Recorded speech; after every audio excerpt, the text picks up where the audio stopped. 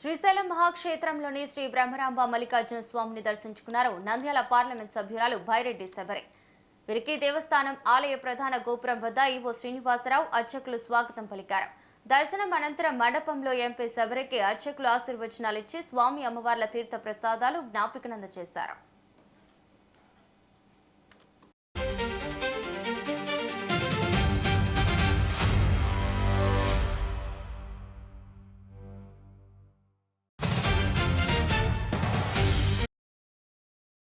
మహానాడు ఒక గొప్ప కనుల పండగగా ఈసారి 2026 మహానాడు జరిగింది.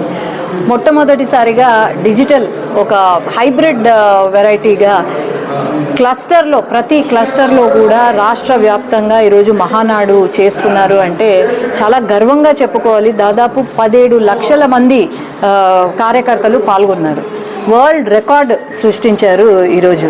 ఎందుకంటే ప్రతి మీటింగ్కి 5-6 లక్షల మంది కన్నా ఎక్కువ రారు. కానీ ఈసారి ప్రతి క్లస్టర్ ప్రతి ఇంటి నుంచి 2-3 వెళ్ళి ఈరోజు పాల్గొన్నారు అంటే తెలుగుదేశం పార్టీ పైన ఉన్న ప్రేమ ఏంటో కార్యకర్తలకు అనేది ఈసారి తెలియడం జరిగిందనమాట.